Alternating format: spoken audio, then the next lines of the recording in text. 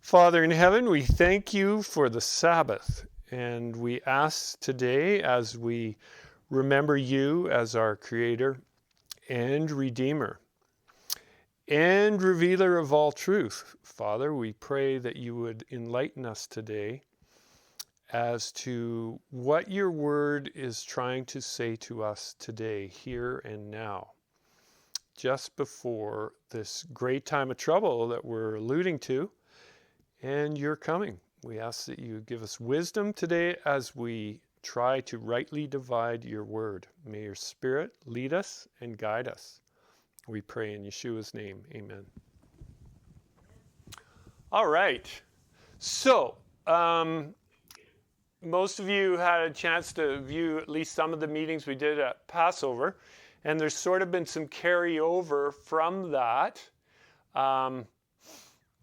And so Judy and I were always talking about, what we want to talk about. And it seems like we just go from one presentation to another and we have questions come in and all this kind of stuff. We had a good comment come in on our Zechariah the other day. It said, another terrible teacher. And yeah. Because it doesn't agree. It doesn't agree. And so...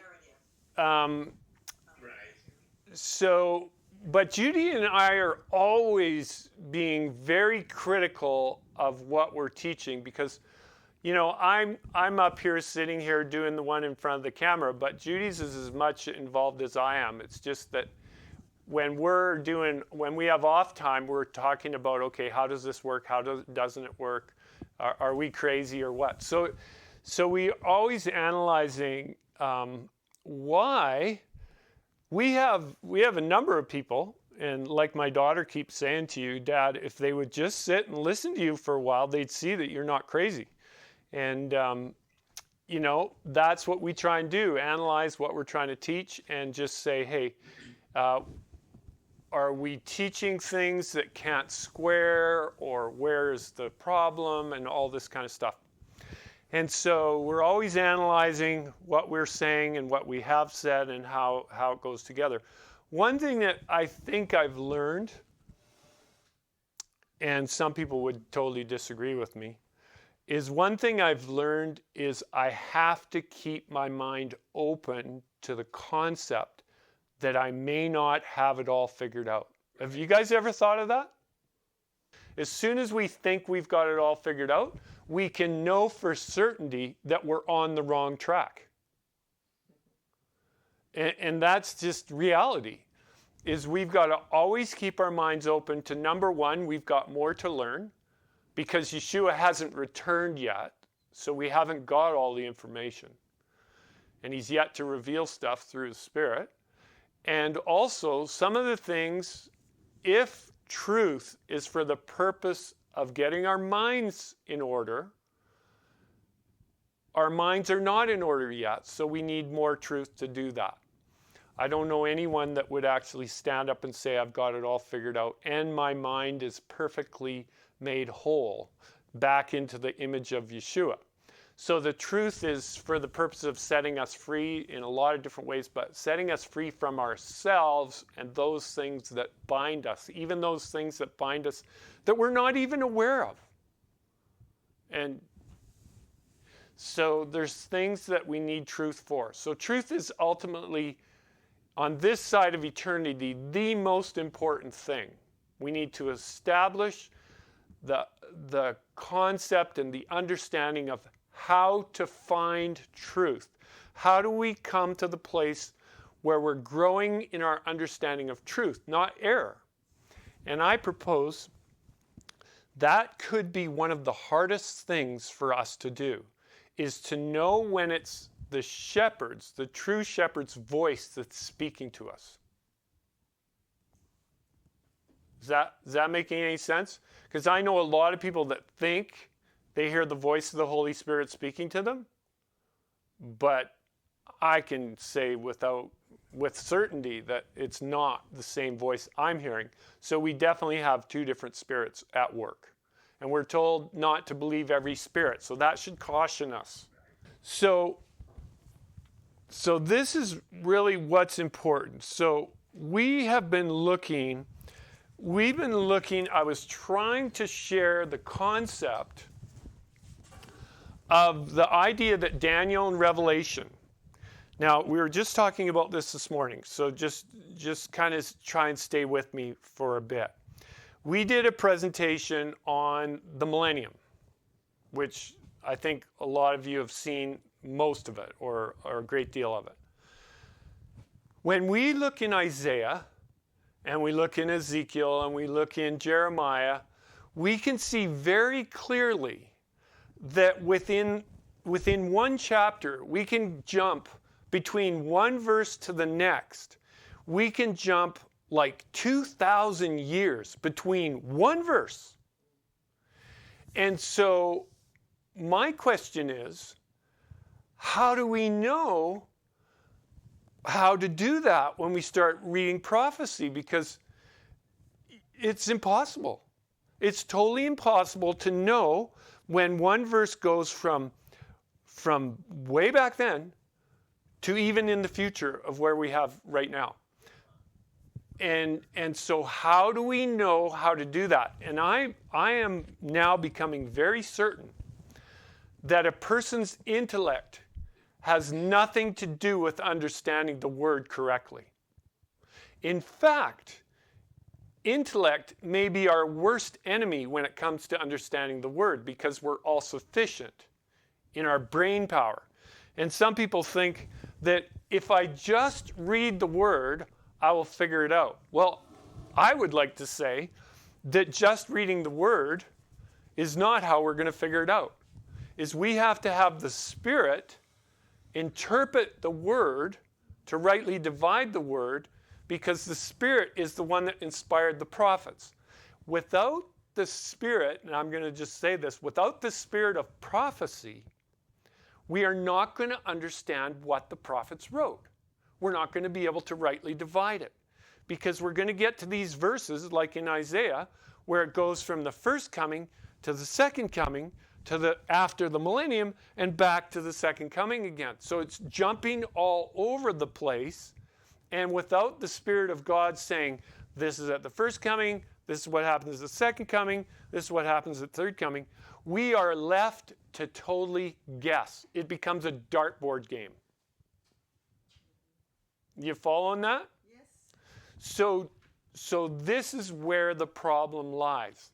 Now, when I sit down with some people and they don't pray and ask God's Spirit to guide them, I believe there's another spirit looking over their shoulder that is more than willing to guide them.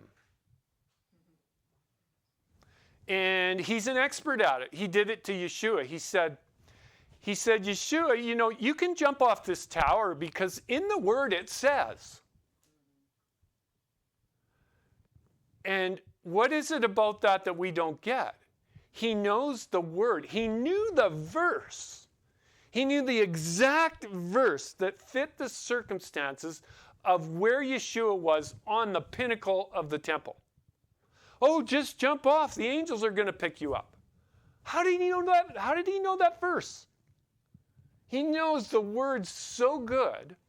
So if he's actually the master deceiver, is it possible that he's so groomed people to be able to misinterpret the word and take it just as it reads? Did you get that? Just as it reads. Now, I've been watching a couple presentations on Zechariah because we've had some comments. And most of the comments that came in on Zechariah are people that are following our ministry and they like it. They got questions and so on, and that's fair enough. That's totally fair enough. But some of the questions or some of the comments that come in are just like, really? Is that what you got out of this? They're just like, wow. But they don't say how it's all misinterpreted. They just say it was a terrible teaching. Well, why was it a terrible teaching? Give me a little more information. Do you not feel any kind of responsibility to get me on the right track? You know, what's with these people? All they can do is take their double-barreled 12 gauge and shoot at you. That's all they do. There's no constructive criticism, no nothing. That's usually how I know that a person is on the wrong track, because they're not trying to help you. They're just shooting darts at you. And that's a good indication that they're not on your team. So anyways, but we're trying to understand, because they don't give us information, we're trying to understand where they're coming from. So we've watched a few of the Zechariah, bits and pieces of this stuff. And I'm watching people interpret Zechariah. It's 14. We're dealing with chapter 14. But they're not going through the book systematically to see how everything's laid out. In Zechariah in the whole book of Zechariah, you've got 4 chariots. You guys are probably aware of those chariots that go out to the 4 corners of the earth and so on. Zechariah actually, so people are taking those 4 chariots and they're saying, these chariots at the time of the end. But in the prophecy itself, because they're trying to line it up with the 4 horsemen and so on, but in the prophecy itself, it says that the earth was at peace, it was quiet, and it was a report from the 4 spirits that went out. And they brought back a report to the throne room, and they said everything's at peace. So in the time of Zechariah, everything was just, okay. And then we move on, and so it's talking about that time, and then it gets into some prophecies about the first coming. One of them, they'll look upon him, they have pierced, and then it goes, he was sold for 30 pieces of silver. He will come on a donkey, the foal of a donkey, into Jerusalem, and so on. So we see a whole bunch of first coming stuff.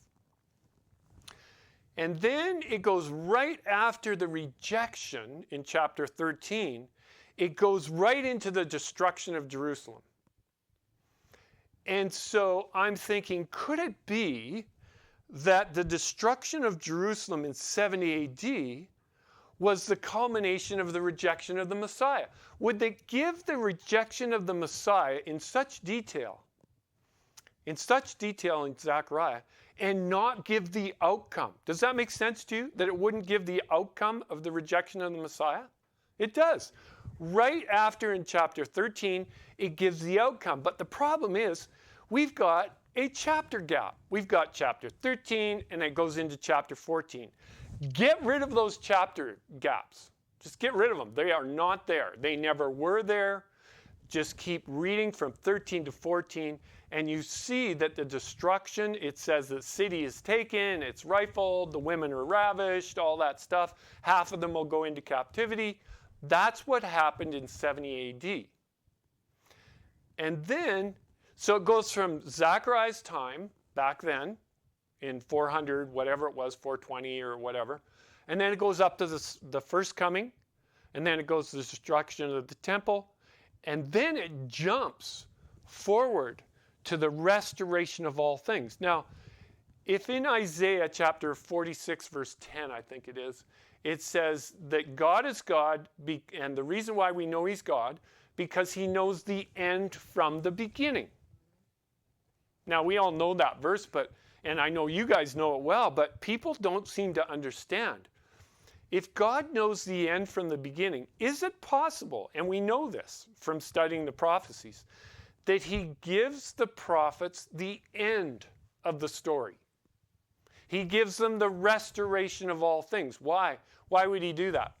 If you guys had children and you knew the outcome of their life and they were going through hell, so to speak, but you knew at the end of it, everything was going to be fine. They were going to have 5 kids and they were all going to be successful and all this kind of stuff. Would you tell them that? Would you tell them just to hang on, because at the end, everything's going to work out? I'm looking for a response. Yes. And why would you do that? You would do that because that's encouraging for them.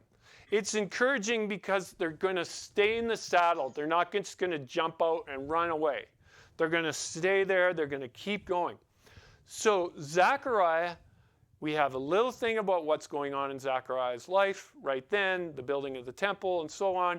Then we get to the first coming, and then we see the destruction of the temple. And then it says, and the day's coming when God will fight for his people. That's the end of the story. So that's like the temple's destroyed. What's going to happen after that? And he gets into this end time, declaring the end right down at the very end from way back there at Zechariah's beginning. That's all he's done. So he's jumped from the first coming to the third coming at the end of the book of Revelation. Zechariah 14, and I've had no one be able to do this to me, and it's not because I'm smarter than anyone else. I've just made the right connection. Zechariah 14 and Revelation chapter 20 are parallel chapters. They're one and the same. You can go through there and you can see Zechariah is talking about the Feast of Tabernacles. Well, guess what? Revelation's talking about the Day of Atonement, which is like pretty close to each other. So it's telling us that these things are happening at the same time. Zechariah talks about a plague that comes down and people are basically vaporized. Well, Revelation 20, same thing. Fire comes down out of heaven, totally vaporizes everyone. This is exactly the same thing that's going on. And so we have the same parallel story. Well, Revelation chapter 20 is after the millennium. And after the millennium is when God recreates this world into its original state. People they seem to think somehow that the plan of salvation is over at the 7,000th year or the beginning of the millennium. But the millennium is just the rest period. We know that. The Sabbath isn't the end of the story. The Sabbath is actually the beginning of the story. That's when we break away from our daily routines and now we learn about God and so on. So that's all part of the plan of salvation. It is not over, according to the book of Revelation, until he makes all things new. And clearly that takes place in chapter 20 and 21 when God makes all things new. If the end of the story was at the second coming, then there would be no need for making all things new at the end of the millennium. It would all be done prior to that. So people have done all this gymnastics so that we can be on earth during that time. But the earth, what was supposed to happen? And I'm asking the question now, so let me hear your answer. What was supposed to happen in the 7th year of the yearly cycle? What was supposed to happen? In the 7th year. In general, rest. You're supposed to rest, right? So what were you supposed to do with the earth? Rest. Were you supposed to work it? Were you supposed to go out there and plant gardens and stuff? No. So No, you let the earth rest, too. So if we somehow think that this thing is it is a mini, so the weekly cycle, and people tell me this, we know there's a millennium, we know there's a millennial rest because that's part of the weekly cycle. The weekly cycle is a miniature of the 1,000-year cycle. So we know that the Sabbath rest is going to be during the millennium. Well, let me ask you a question. What are we going to eat for the 1,000 years?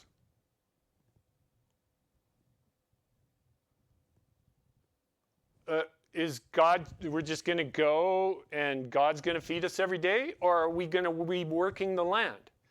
You see, the answer can't be we're going to work the land because that's the millennial rest. The land will rest for the 1,000 years. So we're not going to be working the land. So what are we going to eat? I guess we're going to eat manna for the 1,000 years. The problem is that's not in the pattern. It's not in the pattern. They ate manna for the 40 years because that was their time in the wilderness sojourn because they were trying to get to the promised land. But, so that's obviously not, and I know you're just saying that, but the idea is that during the 1,000 years, in Zechariah it says they shall have no rain. Well, who cares? We don't have any crops anyways, because we're not planting and growing and stuff. So we just need, the reason why they needed rain in the Middle East was to grow crops and for their livestock and all of this stuff. But if we're not working, if this is actually a outworking of the weekly cycle, and that's how we know that the millennium is a millennium of rest, then there's no working, not for us, not for anyone. So the earth is going to be really, if we look in Revelation with just even a half of one eye open, we can see that this earth is going to be in such disarray, and its inability to sustain life at the end of the trumpets, at the end of all the asteroids, at the end of this, and the suffering and the plagues and all the rest of it. The convulsions, a great earthquake such as there never was since there was a nation. I mean, it's just bad. Without a recreation, this earth will not sustain life. It cannot sustain life. And according to the book of Revelation, it is not recreated until after the millennium. Is this making any sense to you? And so I tell people, well, if you want to be on this earth without it being recreated, well, it's going to be recreated. I had somebody tell me one time that, oh, you're not reading it right. That in Isaiah, it says a new heaven and a new earth, but in Revelation, it should say the brand new heaven and the new earth. As if there's some kind of semi-new heaven and a new earth when Yeshua comes back. But it's not brand new. It's just sort of a little bit new. And I'm going like, no, it doesn't say that. It says new heavens and a new earth, both in Isaiah and in the book of Revelation. None of this brand new stuff. It's like, how complicated are the gymnastics that we have to do to land on the exact spot that we think we need to land on? It's just like, wow. So here I'm left thinking, what kind of gymnastics am I doing to land on the spot that I feel I need to land on? And that's anyone's guess. So that's what we're trying to determine. So let's just start into this study. So anyways, what we're looking at here, what came out of our studies was, number one, the only people that are going to be able to follow where I'm going are people that are sort of understanding what I'm trying to say, and you guys are there. So let's look at some of this stuff. So we were looking at the concept that the book of Daniel is written, and we were talking about this today, and it really occurred to me. The book of Daniel is exactly the same. It's written exactly the same. The prophecies are exactly the same as Zechariah, Isaiah, and so on. We can see this very clearly. We jump from the prophet's time to the first coming, to the second coming, or after the millennium, and it's random. It's just all over the place. So we're here at the end of time trying to put all this together and figure out, okay, does this go 1, 2, 3, 4, or does it go 1, 3, 2, 5, and so on? So how do we put this all in order? And so when we get to Daniel, the first 6 chapters are Daniel's life. So it takes, exactly like Zechariah, okay, well, this is a prophet when he was living, experiences that were going on in his life, and then he has this, everyone gets in trouble in Daniel 2 because Nebuchadnezzar has a dream. He wants to know what it is, and we know the story. Daniel, he sees this statue, head of gold, shoulder of silver, brass thighs, and legs of iron, and then it goes down to the toes. So what's going on here? So when Daniel interprets, he says, you are the head of gold. And after you, this is the wording now, and after you shall come another kingdom, but it will be inferior to you. So that's pretty straightforward. So we should be able to see in history that a kingdom followed Nebuchadnezzar. And we know that was Medo-Persia. And then Greece followed that. It doesn't say Greece. It just says this this brass kingdom. That's pretty good. Brass, bronze, Bronze Age. Greece, that kind of fits pretty good. Then we get down to Rome, iron, a kingdom of iron. They were more into that kind of stuff. That kind of makes sense. But here's where the problem is. Once we get down to the legs, most people, most understanding on the 10 toes goes all kinds of different directions. That's where we don't seem to follow it through. Adventists have their version. Other churches have their version. But most of them that I've seen, they stop at the legs and they consider all of it together, and that being Rome. And they stop the prophecy right at Rome. But we know that it says in verse 42 or whatever, we looked at this a little bit last week. Verse 42, it says, in chapter 2, it says, and as the toes of the feet were partly iron, partly clay, so the kingdom shall be partly strong, partly fragile. As you saw the iron mixed with ceramic clay, they will mingle with the seed of men. They will not adhere one to another, just as iron does not mix with clay. And in the days of these kings, the God of heaven will set up a kingdom which shall never be destroyed, and the kingdom shall be left, not be left to another people. It shall break in pieces and consume these kingdoms, and it shall stand forever. Okay, then it says, inasmuch as you saw the stone, that the stone was cut out of a mountain without hands, and that it broke in pieces the iron, the bronze, the clay, the silver, and the gold. So the whole statue was broken, right? The whole statue's broken. That opens the door to a problem.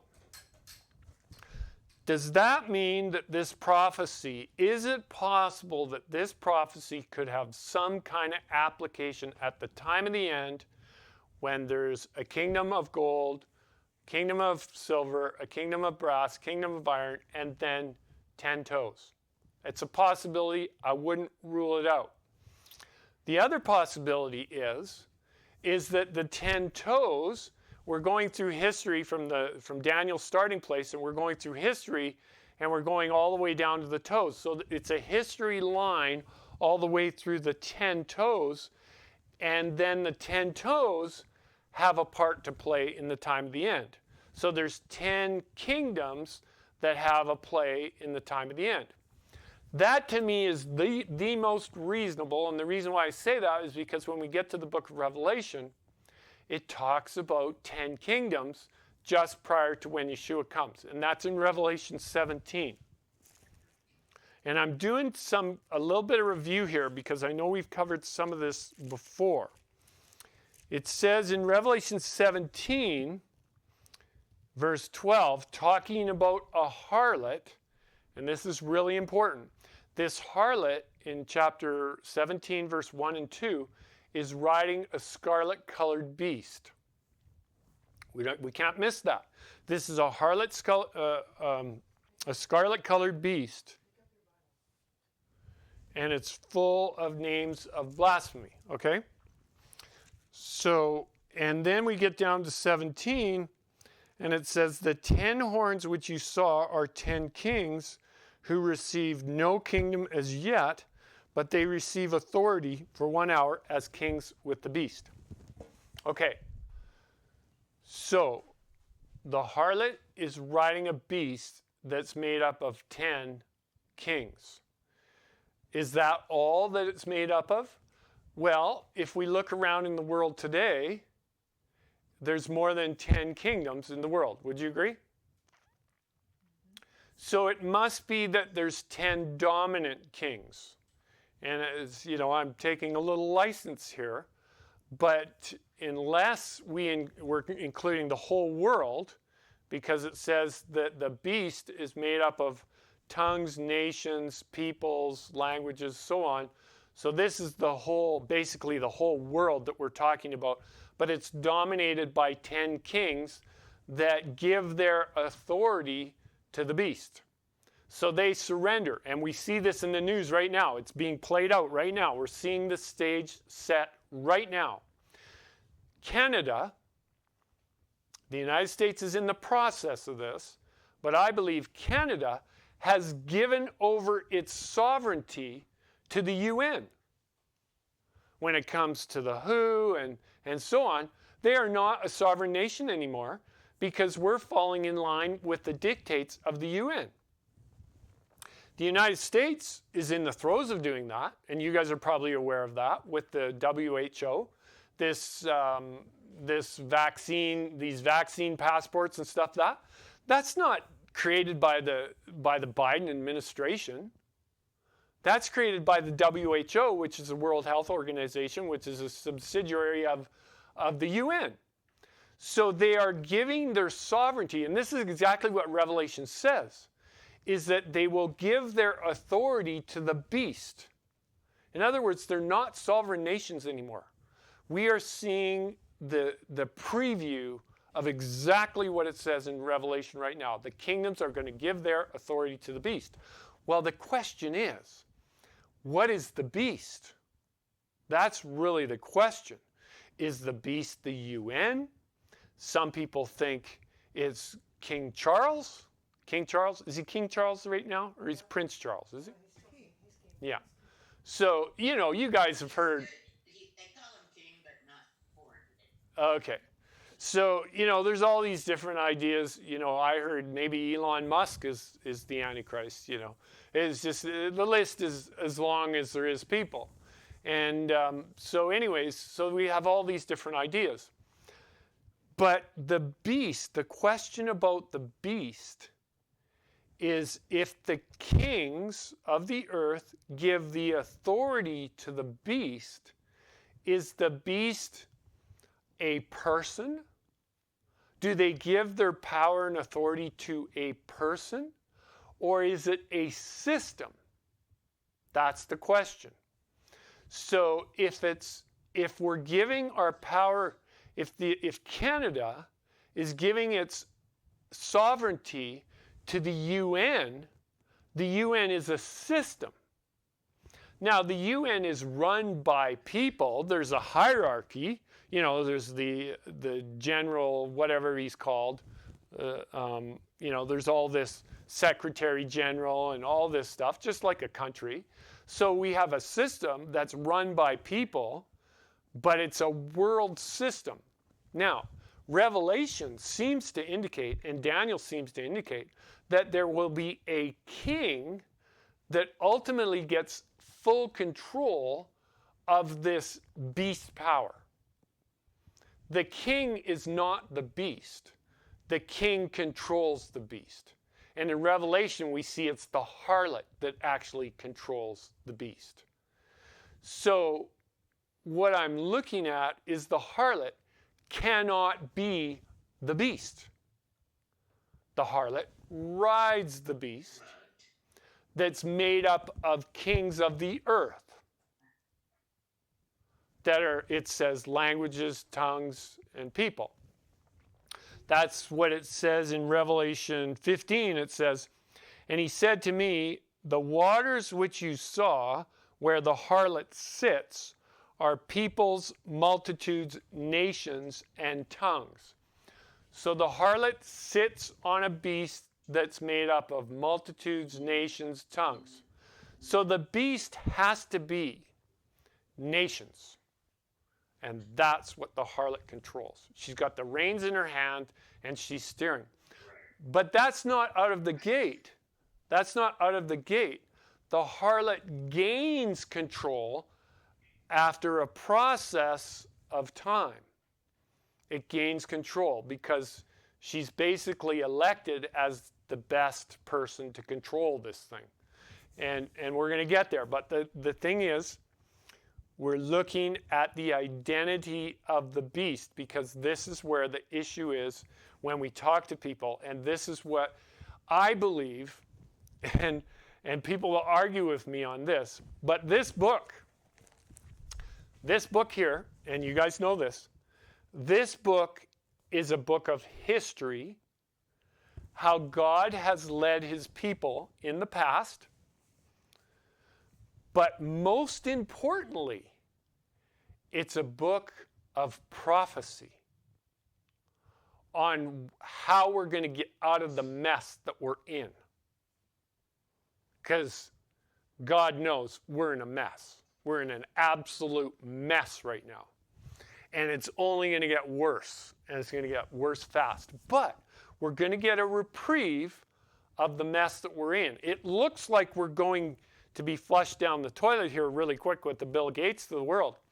But this is going to be held in check because the conservatives are on a roll. And they're not finished yet. And they're waking up on a grand scale. And they are going to take back control. And that's going to be our opportunity to go crazy with what we know because people will be listening, because the Bible will be respected again. So that's where we're going. And it's going to be a great opportunity.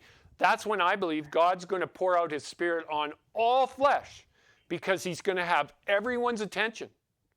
And that's an opportunity that's coming. That's wonderful. So let's look at this beast power, shall we? So we've got a scarlet-colored beast in Revelation 17. That's what it says. Revelation 17 tells us that she's sitting on a scarlet-colored beast. Okay, Revelation, same book, chapter 12. Now it says in Revelation chapter 12, verse 1, now a great sign in heaven appeared in heaven, a woman clothed with the sun, with the moon under her feet, and her head a garland of 12 stars. What is the woman? God's church is the woman clothed with the sun, with the moon at her feet. We saw another woman in Revelation. Is it possible that the harlot could somehow be related to the woman? Or it's the counterfeit of God's church? Is it possible that because a woman in the Bible is used, God called Israel his firstborn, but he also called it a delicate woman. So God's church is referred to as a woman, which is what we see here, clothed with the sun and so on. So now we get into something else, and it says, then being with child, she cried out in labor and in pain and gave birth. And another sign. So here we've seen a woman, and now we see another sign. So they're disconnected from each other. And another sign appeared in heaven, and a great fiery red dragon, having 7 heads and 10 horns, and 7 diadems on his heads. Okay. So now we've got to figure this thing out. A lot of people jump down to Revelation chapter 12 in verse 9 or 7. And war broke out in heaven. Daniel and his angels fought against the dragon, and the dragon and his angels fought. But they did not prevail, nor was a place found for them in heaven any longer. So the great dragon was cast out, that serpent of old, called the devil and Satan, who deceives the whole world, was cast to the earth, and his angels were cast out with him. Now here's the billion-dollar question. Could be a trillion-dollar question. Is the fiery red dragon with 7 heads and 10 horns and 7 crowns Satan? So we see, this is the thing. We see a dragon that has 7 heads. It's scarlet in color. Okay? It's scarlet in color. So we saw a scarlet colored beast in Revelation 17, and it said that the beast, or the harlot, rides on a scarlet colored beast that's full of names of blasphemy, which is exactly what this is got on it. And we're told that the beast is nations, tongues, kindreds, peoples. So my question is, so does that make sense that there is a possibility that the dragon with the 7 heads is the instrument of torture that Satan, the dragon, uses to persecute God's people? Yes, that's it. And the harlot is directing traffic. Yes. And Satan is the master puppeteer at the top, Yes. In control of it all. in control of it all. He's the great dragon of old. And I don't think it's any coincidence that his favorite tool in the kingdoms of the earth is portrayed as the dragon, because it's his primary tool that the great dragon uses. So it's made up, it says, it has 7 heads, and it has, we can't miss this, it's got 7 diadems. Okay, now this is where this gets really interesting in my brain. So this is the first beast that we see in Revelation. There's so many similarities to the 4th beast of Daniel chapter 7. Let's go back there. Daniel chapter 7, verse 7.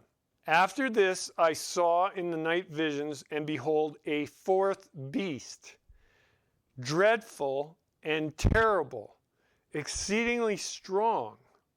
It had huge iron teeth. It was devouring, breaking in pieces and trampling the residue with its feet.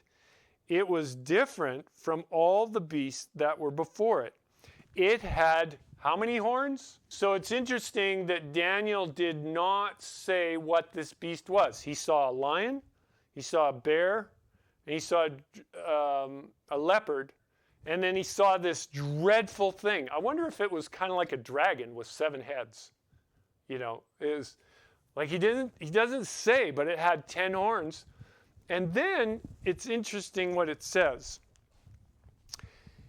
I was considering the horns, and there was another horn, a little one, coming up among them, before whom 3 of the first horns were plucked out by the roots.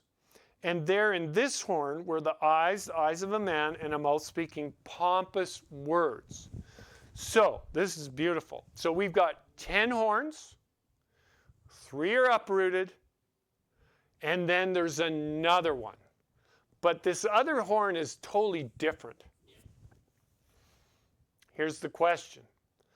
Is it possible that the scarlet-colored beast that the harlot is riding, this beast that has 7 heads, is the beast from Daniel chapter 7?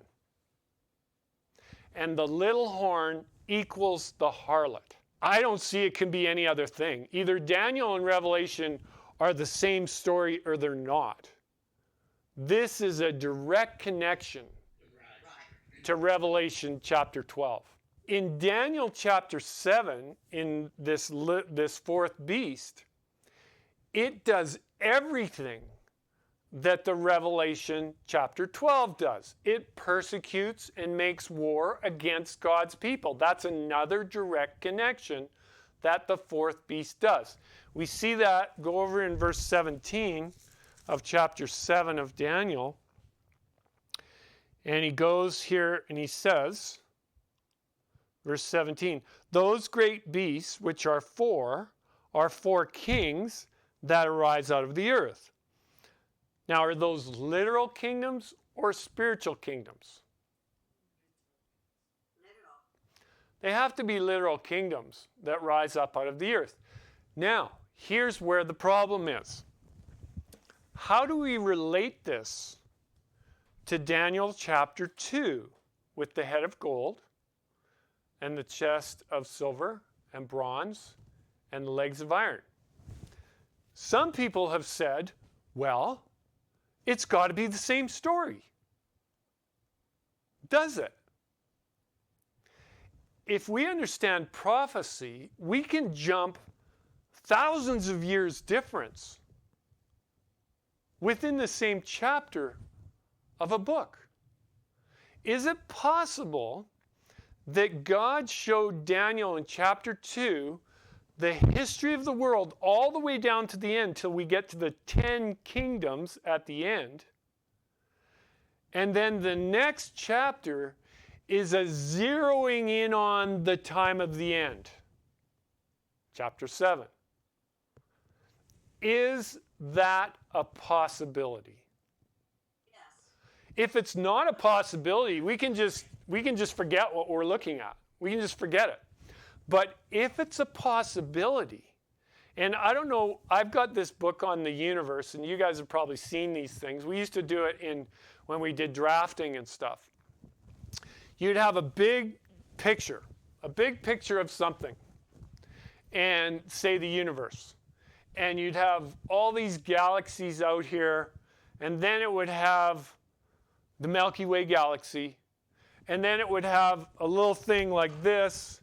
So this is the spiral galaxy, the Milky Way galaxy, and then it would go like this and have a picture of the Earth and the moon and the sun and all that, and that would be way inside. You guys are familiar with those kinds of things? It's just a... Yeah, well, it's a blow up of something that's happening way inside of something that's huge. But it gives us a little picture of what.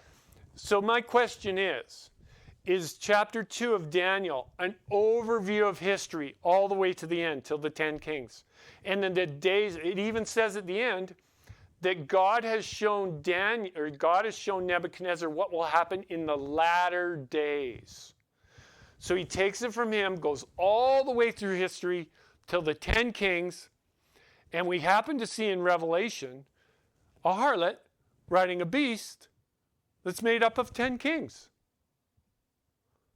So what I'm suggesting here is as soon as we get to chapter 7, God is zeroing in on the bigger picture, on the time of the end.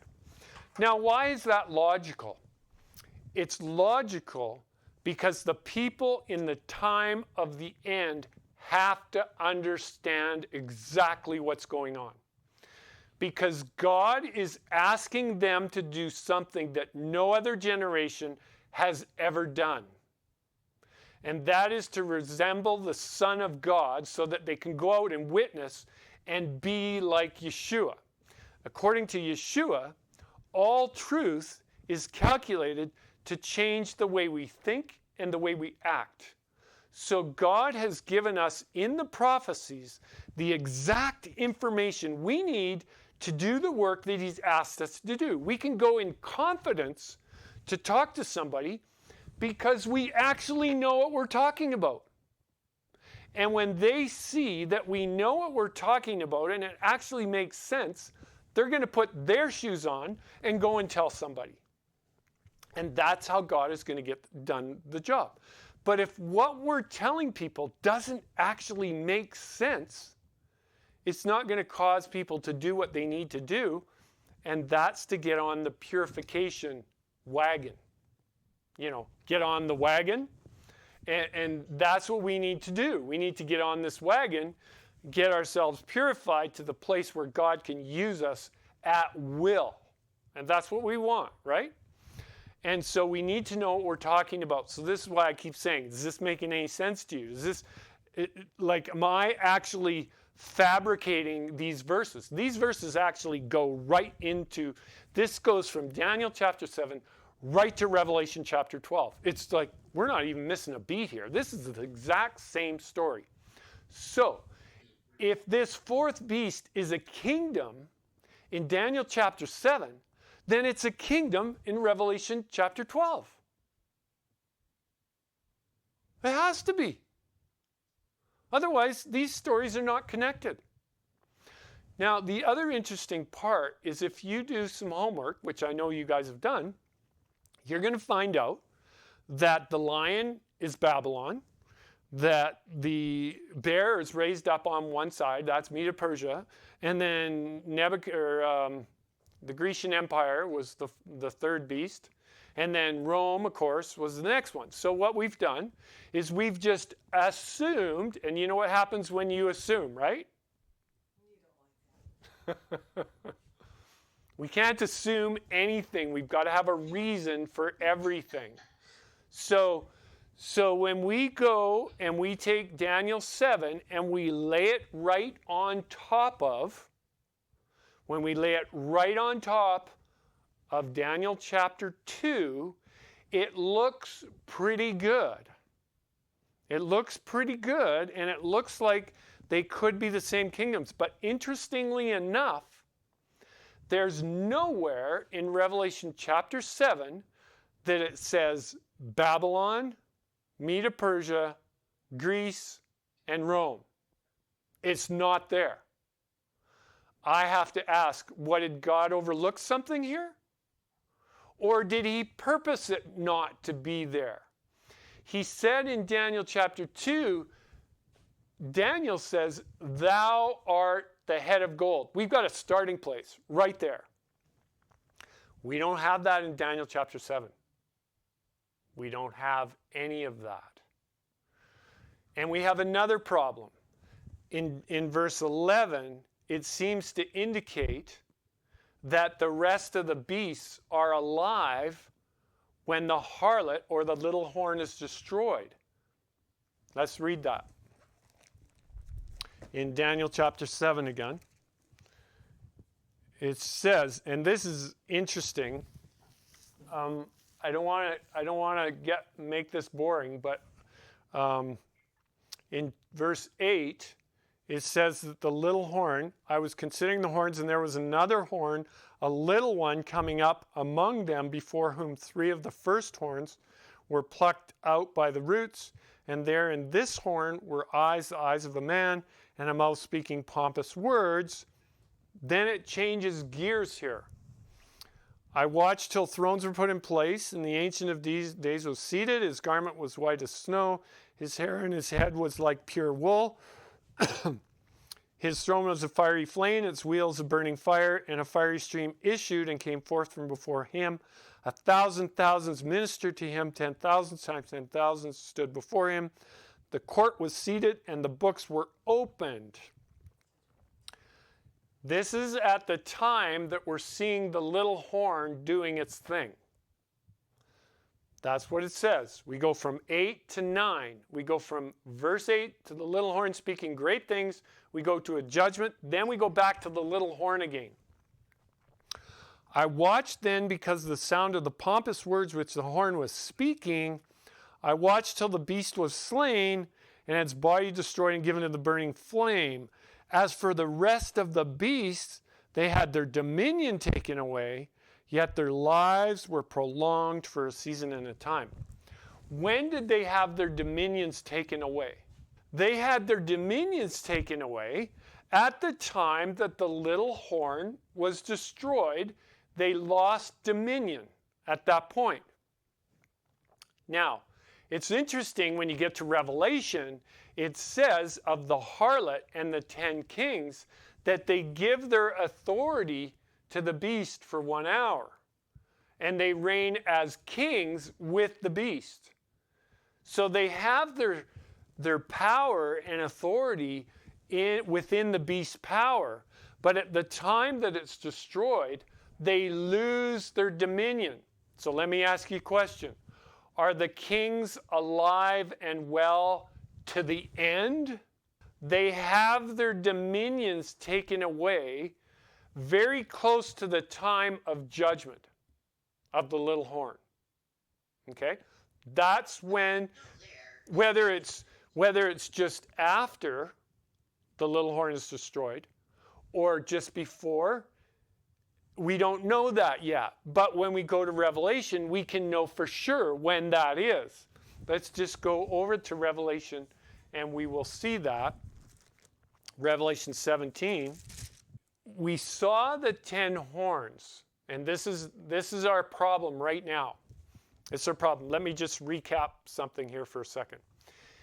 in the verses we just looked at, in Daniel chapter 7, we saw 10 horns, but then we saw 3 were uprooted, so we're only left with 7, right? So on that 4th beast, we only actually have 7 kings. We have an additional one that I propose is actually the harlot. It says it's different from all the other ones. You know, it's speaking pompous words and blasphemy. So if it's speaking blasphemy, that tells me it's a religious power. It's somehow involved in religious activity. So people would say, well, no, that's not necessarily true. Well, that's true, not necessarily. But in biblical speaking, blasphemy would have something to do with a religious power. So it says there now, it says in verse 13, let's start at verse 12. And the 10 horns which you saw are 10 kings who have received no kingdom as yet, but they receive authority for 1 hour as kings with the beast. These are of one mind, and they will give their power and authority to the beast. So they give their sovereignty. They give their authority and sovereignty to the beast. They're kings reigning, but the beast has all the power. And the harlot is the one that's controlling this beast here. Then it says, these in verse 14, these will make war with the Lamb, and the Lamb will overcome them, for he is Lord of lords, King of kings, and those who are with him are called chosen and faithful. And he said unto me, the waters which you saw, where the harlot sits, are peoples, multitudes, nations, and tongues. And the 10 horns which you saw on the beast, so these are 10 kings, these will hate the harlot, make her desolate and naked, and eat her flesh, burn her with fire, for God has put it into their hearts to fulfill his purpose, to be of one mind, and to give their kingdom to the beast until the words of God are fulfilled. And the woman whom you saw is that great city which reigns over the kings of the earth. So why did we go here? We saw in Daniel chapter 7 that the kings are alive and well at the time of judgment. Now, stay with me here. If God has put it into the hearts of the kings of the earth to destroy the one that controls them, what must have happened?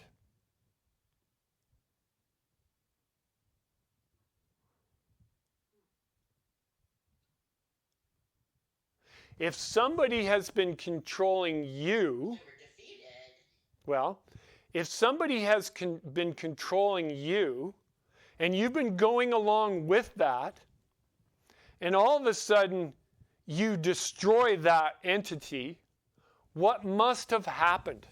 You recognized, the kings of the earth have just recognized that the harlot is the bad guy. The whole time they've been doing everything that the harlot says, and all of a sudden they realize the light has come on, the harlot's the bad guy. And so they destroy the harlot because God has put it into their hearts. You see, what's happened is, we saw in Daniel chapter 7 that the harlot comes into judgment. And then God uses the kings of the earth to carry out judgment on the harlot. He's put it into their hearts to fulfill his purpose, to carry out judgment on the harlot. And that's how the harlot is destroyed. And that's what it says.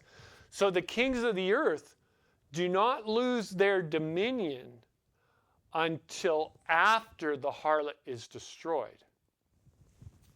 Because they still obviously have power, at least until the harlot's destroyed. So it says in Daniel chapter 7 is that God prolongs their life for a season and a time. What's the season and a time for? That's so that they can carry out judgment on the little horn, which is the harlot. So now, go back to Daniel chapter 7.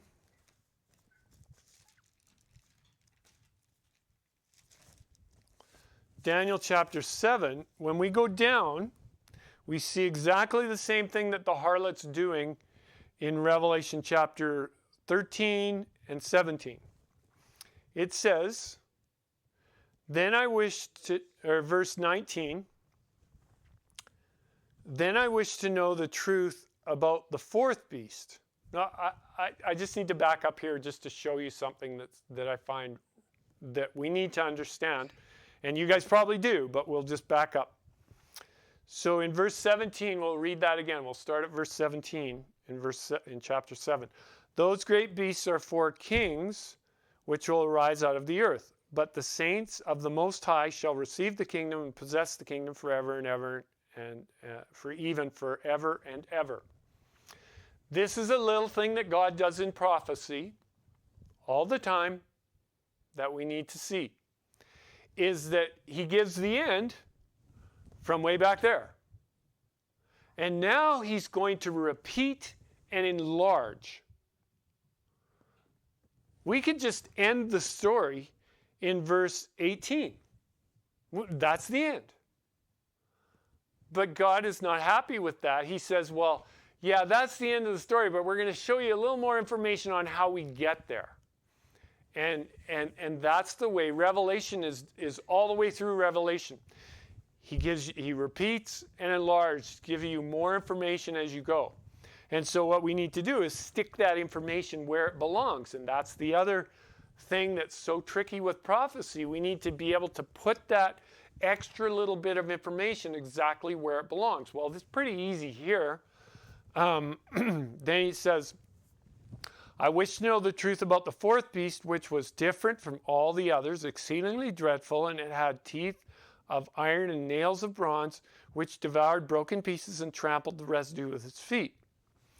And about the 10 horns that were on its head, and about the other horn which came up, before which 3 fell, namely that horn that had the eyes and mouth which spoke pompous words, whose appearance was greater than its fellows. I was watching, and the same horn was making war against the saints and prevailing against them, until the Ancient of Days came, and a judgment was made in favor of the saints of the Most High, and the time came for the saints to possess the kingdom. Here we go again. This is a repeat and enlarge. We end up at the same spot as we had in verse 18. It's just that we get a little more information on how we got there. So, right here, we see this fourth beast is doing all the persecuting things so far, right? It's not the lion. It doesn't say anything about the lion. Daniel said, I want to know the truth about, not the lion. I could care less about the lion. I want to know about this fourth beast. Why did he want to know about the fourth beast? The reason why he focuses in, I think, on the fourth beast, because it's the one that is primary focused on destroying God's people. And that's what Daniel was concerned about. So Daniel wants to focus in on the fourth beast because it's the worst. Now, interesting, if we keep reading in verse 23, it says, thus he said, the fourth beast shall be a fourth kingdom on earth, which shall be different from all other kingdoms, and shall devour the whole earth. The word consume might be better. Some translation will say consume. But what I'm looking at, if this fourth beast is this kingdom that's responsible for persecuting God's people, and he ends up consuming the earth, wouldn't that mean that he gets dominance over the lion, the bear, and the leopard?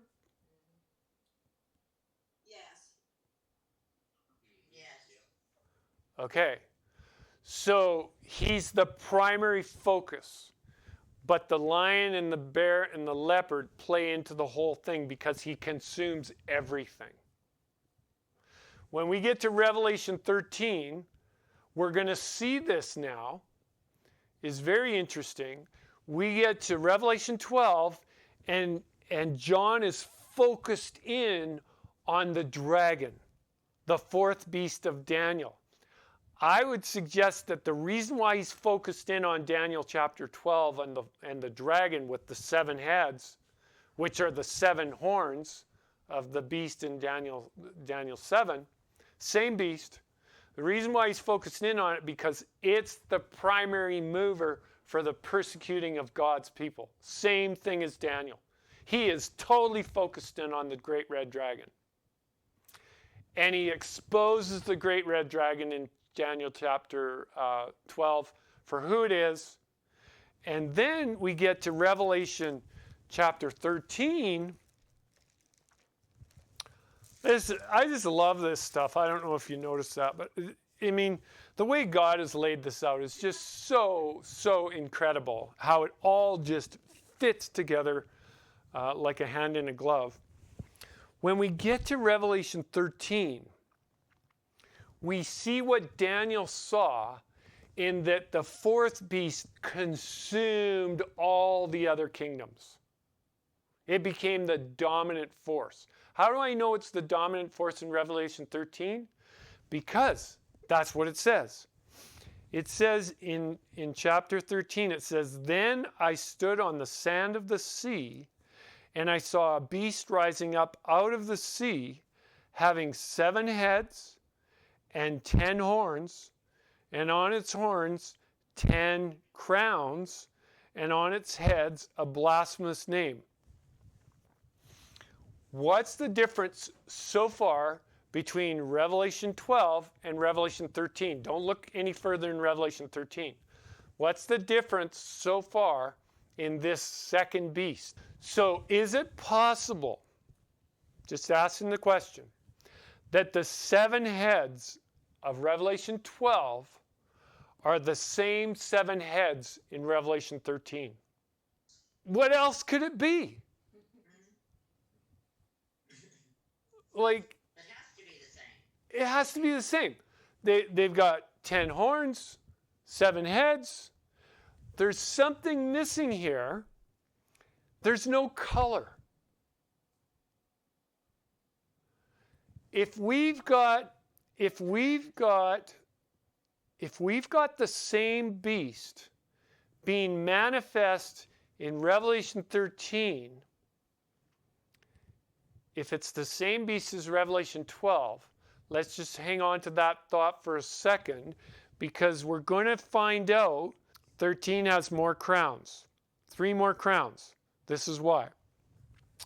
Now the beast which I saw was like a leopard. So this beast now that has 7 heads,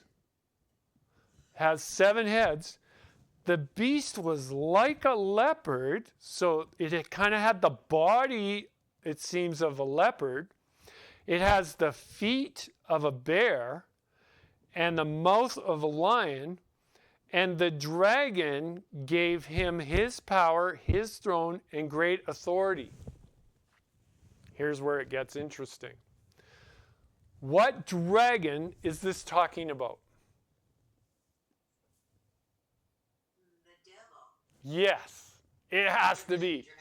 It's the devil of old, because we have a lion, a bear, and a leopard, and 7 heads. So we've got an amalgamation. Revelation chapter 12, beast, goes to Revelation 13, beast, and then we see this whole thing is amalgamated. So here's another billion-dollar question. Is if this is trying to portray the amalgamation of all the kingdoms of the earth in the time of the end, then Daniel chapter 7 has to be at the time of the end. Correct. Yes. It cannot be Babylon, Medo-Persia, Greece, and Rome, and so on. It can't be. I believe that's why in Daniel chapter 7, people misinterpret this. because they think it has to overlay Daniel chapter 2. But nowhere does it give us the idea that we need to do that. In fact, when we closely examine what it says that all the beasts are alive and well, contemporaries, at the time of the end. That's what it actually says. But we overlook that because that's not what we've been taught. And that's where the danger is.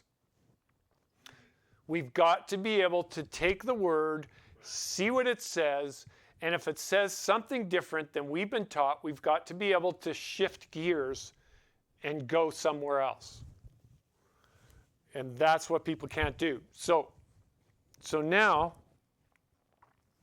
very interesting. We go in Daniel chapter 7 now. We see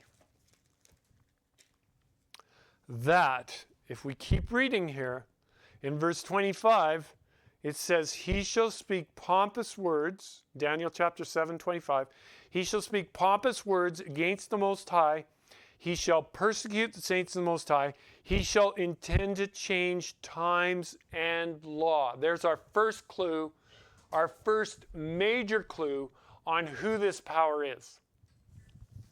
So, is there a religious power? Because it's a religious power now. He's changing. He's not changing, speed limit signs and, all this kind of stuff. He's changing God's laws and his times. So we can look at the religious world and figure out who that is pretty quickly, I think. Is there a kingdom, a religious kingdom, that has taken the responsibility to change God's appointed times and laws? I mean, I just fall back. Yeah, I have to fall back on the Catholic Church. Now, here's the deal, and here's the argument against that. People will say that have done the homework that the people commonly, they will say from 538 to 1798 is the time that the papacy reigned in the Dark Ages. Well, there's a huge problem with that because the times, actually, if we really look honestly at history, the Catholic Church, if the reign of the Catholic Church was between 538 and 1798, the times, the Sabbath was changed in the 2nd century AD. Outside of the reign of the little horn. That's a problem. So the little horn actually came along in the scene and gained its power when the times had already been changed. Constantine at 330 whatever was making laws against the Jews and the keeping of anything that was Jewish long before the Catholic Church, quotes, came into their 1260-year reign, which it doesn't say anywhere that they're going to reign for 1260 years. That's a construct, but we're not going to cover that right now. But the idea being is that the Catholic Church proper did not change times and laws. That is a fact. History demonstrates that the times and laws were changed well before the Catholic Church came into being. But that doesn't let the Catholic Church off because they accepted the change and they executed anyone that went against it. So it doesn't mean that they're not guilty.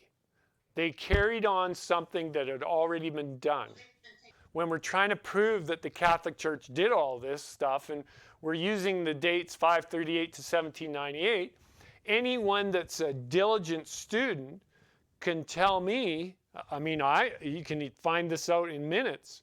The Sunday was changed to, or the Sabbath was changed to Sunday in the 2nd century AD.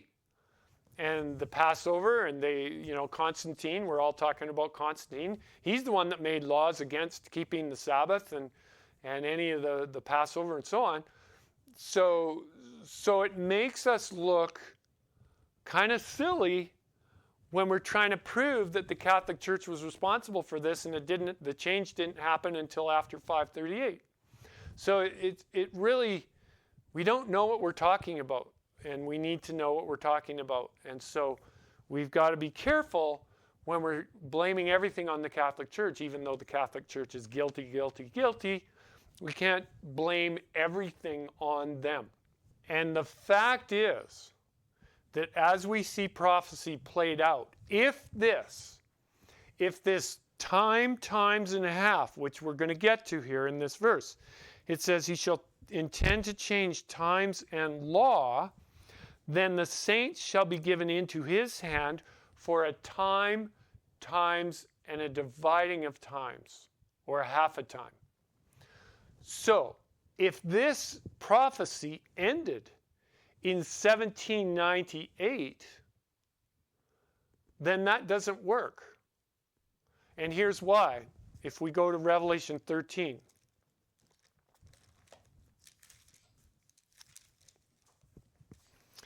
When we go to Revelation 13, we'll keep reading here in verse chapter 3.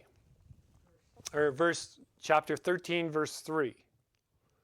So we just read the devil or the dragon gave the beast its throne and great authority. I saw one of its heads as if it had been mortally wounded, and his deadly wound was healed, and all the world marveled and followed the beast. So they worshiped the dragon, who gave authority to the beast, and they worshiped the beast, saying, who is like the beast? Who can make war with him? And he, the beast, was given a mouth speaking great things and blasphemies. That's the little horn of Daniel 7. It's doing exactly the same thing. It's exactly the same words it's doing. Blasphemies, and he was given authority to continue for 42 months, which is time times and a half. So, it's not the beast that continues for time times and a half. It's the mouth speaking great things, which was given to the beast. The mouth that speaks great things is not the beast. It's the power that controls the beast. It's the little horn that in Daniel 7 is given a time times and a half. Okay. So the mouth, so we've got a beast power that at some point it's given a mouth or a mouthpiece that speaks blasphemy and is allowed. The mouth is allowed to continue for 42 months. Not the beast. That's not what it's saying. Is the mouth of the beast. So it's the little horn. It's the little horn that we see in Daniel 7 that does exactly the same thing. And I don't think it's any coincidence. Look at verse 5, and it says, he was given a mouth speaking great things and blasphemy. So it's the beast that was given the mouth. Is the mouth the same power in Daniel 7, verse 8? I was considering the horns, Daniel 7, verse 8. I was considering the horns, and there was another horn, a little one, coming up among them. So the little horn is among the other kingdoms. And it says, coming up among them, among the other kingdoms, before whom 3 of the first horns were plucked out by the roots. And there in this horn were eyes like the eyes of a man, and a mouth speaking pompous words. So is the mouth the beast? Or is the mouth an additional kingdom within the beast power? If the 4th beast is made up of 7, then it's given another one that has a mouth speaking great things. It's an additional power that comes into the beast power. And then in Revelation 12, we see the same fourth beast. It's called a dragon this time, dreadful and terrible, of course, and it's eating and killing God's people. It's made up of 7 heads, which are the 7 horns that are remainder of Daniel 7. So we can see a direct link from beast to beast. Daniel 7, fourth beast, to Revelation 12 beast. And then we see that this Revelation 12 beast morphs into another beast, but now the lion, the bear, and the leopard are within that.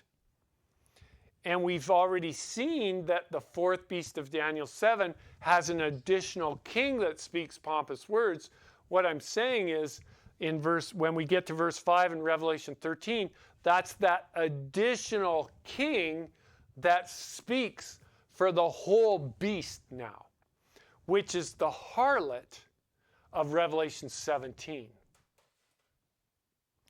The harlot of Revelation 17 is the spokesperson for the beast that's made up of the 7 heads and the lion and the bear and the leopard. Those are the 10 kings. So now when we go back to Daniel chapter 2, when we get to the 10 toes, everything works perfect. We've got Revelation 13, a bear, a leopard, and a lion, plus the 7 heads are the 10, make up the 10 kings of the 10 toes that were on the statue of Daniel chapter 2. It's complicated, but all the dots do connect. But what I'm suggesting is that the mouth that speaks pompous words from Daniel chapter 7 is a singular king on a multinational beast. When it goes to Revelation 13, the mouth that speaks pompous words is the same thing. It's a king that speaks for a multinational entity, which we see is a beast that's made up of 10 kings. So the little horn now has dominance over the 10 kings of those beasts. And so now the interesting part is, and this is where a lot of people go sideways because they're not seeing exactly, they're not reading it for exactly what it says. They're interpreting it from their subjective ideas, and that is what they've been taught. And so we have been taught, I was taught, that the beast of Revelation 13 is one kingdom. Well, that's not actually what it says. It says it's 10 kingdoms.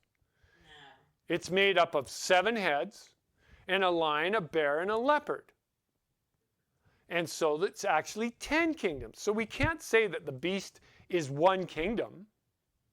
That doesn't square with what it says. We see in Revelation 13 that there's a harlot that rides this beast. And some might say, well, that's not the same beast. The harlot doesn't ride the beast of Revelation 13 because the Revelation 13 beast is not a scarlet-colored beast. Well, my observation is that if I saw that beast from head on, and it was actually made up of the beast of Revelation chapter 12, which I believe it is, it's got 7 heads and 10 horns and so on. If that was a scarlet-colored beast in Revelation 12, if I saw that beast head on in Revelation 13, would it not appear to be scarlet? So if you saw that beast head on with the 7 heads, and a dragon has long necks, so you've got this 7-headed dragon that in Revelation chapter 12 was scarlet, and it comes down, the necks come down into a body, then it would appear to be scarlet. The heads are still scarlet. Everything's still scarlet on that 4th beast. And so it would appear to be scarlet, even though it had the body of a leopard. And who knows? It had the body of a leopard. It doesn't say the color of the beast. So just because it doesn't say that it's scarlet, reason tells us it would probably be scarlet, because the first and foremost beast that we see here is from Daniel or Revelation chapter 12, which was a fiery red dragon. So the heads would have been red, everything looked red, the same. It would have been a scarlet colored beast. There's no other color it would be. No other color it would appear to be other than what it would look like head on, and that's what he saw. He saw the heads first, and they would have been scarlet for sure. So, if the harlot is the papacy, then the papacy does not ride the papacy.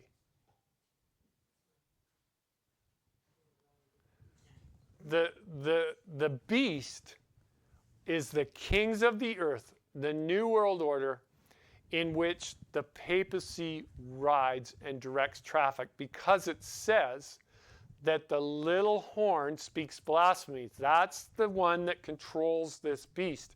And that little horn that speaks great words, it says in Daniel chapter 7 that he has 1260 right here. Right here. Times. Is it times first? Times and half a time. Okay. So we're going to get to, in our study today, it looks like, we're going to get to the first one. Time, did you say times? Times and half a time, or dividing the time. And then a half.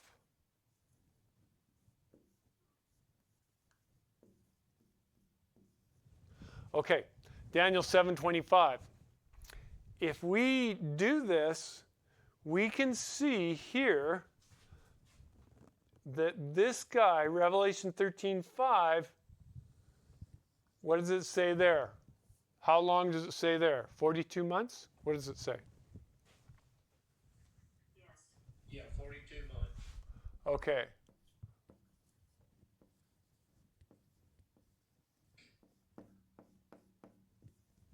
So we see in Revelation 13, it's 42 months. That's a time, that's 1 year, 2 years and a half. 3.5 years, which is 42 months. Notice it does not say years. It says months. And this does not say years, this says months. Okay, so if this is actually saying at the time of the end, we're going to see a new world order made up of all these kingdoms, then we should be able to see, if we think we're living in the time of the end, we should be able to start to see these entities that they could be. Now, and we've looked at this before. I know that, so we're just kind of reviewing a little bit too. So the lion and the eagle, good chance that could be England or Great Britain, UK, and the United States. Is there any indication that the eagle could do a crash landing at any point in time? Does that look like it could be on the horizon? Yes. Wow. There. Yes. Fast and furious. So it's a possibility, right? And I believe that the eagle isn't going to crash this time. Yeah. It's not going to crash yet. It will rise to dominance again, but it will crash land at some point. But we've had a preview of the possibility that it could crash. How about Russia? If the United States crash landed, do you think Russia would just arise and devour much flesh? I mean, we're starting to see previews of all of this stuff. You know, Biden is like dumping all kinds of cash into Ukraine. I don't even like to say why, but it's pretty obvious. It's getting pretty obvious why Ukraine is the problem. But the thing is, they're supporting Ukraine. What would happen if the United States didn't help Ukraine right now? What do you suppose would have already happened? Russia would take it over. They just, Russia would have taken it over already. and then it would be Keep going. And then it would be Lithuania and, all those other places. They'd just take them up. Like, nobody's going to stop them. Germany's not going to do it. Yeah. So this is really, it says in verse 4 of Daniel chapter 7, the first beast is like a lion, it had eagle's wings. I watched till the wings were plucked off, and it was lifted up from the earth, made to stand on its 2 feet like a man, and a man's heart was given to it. I just can't help but thinking here that the United States and Great Britain, the only reason why Great Britain has any strength or power or will at all will be because the United States is backing it up. But once the United States goes down, it's got to become its own, stand on its own 2 feet. I mean, this is just so perfectly described here. In verse 5, then it says, and suddenly another beast, a second like a bear, it was raised up on one side, it had 3 ribs in its mouth between its teeth, and they said thus to it, arise, devour much flesh. This is going to get rather messy before it gets all fixed up. And once the United States goes down, Russia is just going to do whatever it wants. And they already have a deal with China that they're allowed to move so far. So they'll take everything they want. And they want Ukraine because it's a breadbasket, right? It's just great agriculture and all that kind of stuff. I don't even like to imagine why the United States is so interested in Ukraine. I don't think it could be because they have weapons labs there and all kinds of other crazy stuff. Yeah, it's just nasty, nasty, nasty. Anyways, yeah, I think that might have something to do with it as well. Yeah. Okay. It's interesting, and I'll just digress this because it's kind of interesting. And during the Second World War, I understand that Switzerland wanted to stay neutral, right? They weren't on anybody's side. But it's interesting that money went through both sides of the war game through Switzerland because they weren't on anyone's side. And it was just nasty what was going on in reality. And it's interesting that we have the same thing developed in Ukraine. They're not on the east side and they're not on the west side. They're not part of NATO. They're not part of the UN. Not the UN, but the European Union, because there was an agreement that said they had to remain neutral. And with all this stuff that's going on, this is what Putin is so upset about, because they're not remaining neutral anymore. So he's got all kinds of reason to be upset, because the West is not doing what they said they would do. And so it's huge problems. But anyways, so the reason why I went there is because Ukraine has become, in a sense, a Switzerland in today's world. So all kinds of money has been laundered and gone through Ukraine, and all kinds of illegal activities have been going on. And I propose that's why the United States has a vested interest in Ukraine, because we don't know the fraction of what's been going on there, and it's not good. So we're involved in a war because some people want to keep their dirty laundry. In verse 6, after this I looked, and there was another like a leopard, verse 6 of chapter 7, like a leopard, which had on its back 4 wings of a bird, and a beast also had 4 heads, and dominion was given to it. Very interesting. It says dominion was given to it. Was that the dominion given to it that it already had dominion over? Or was it a greater dominion was given to it?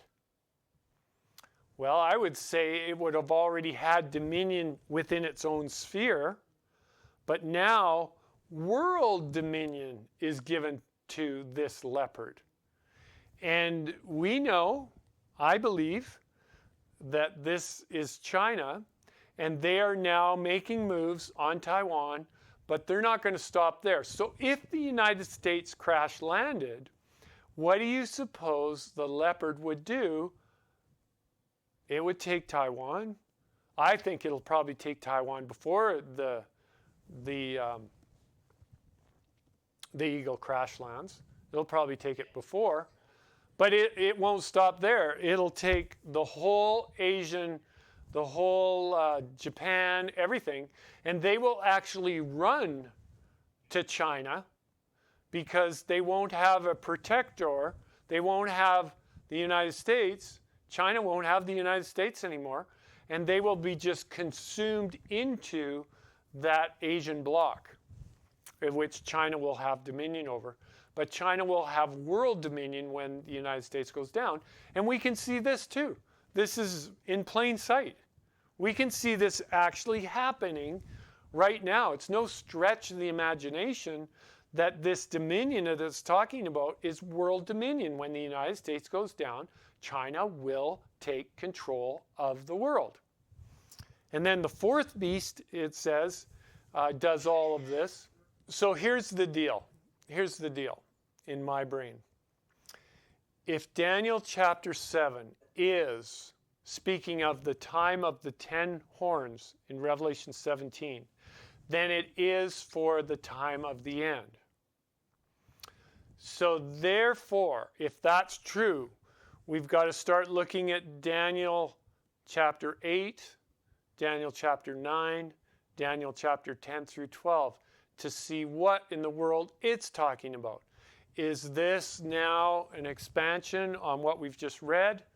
Or is it talking about the kingdoms that have already come and gone? Yeah, a different time of the end.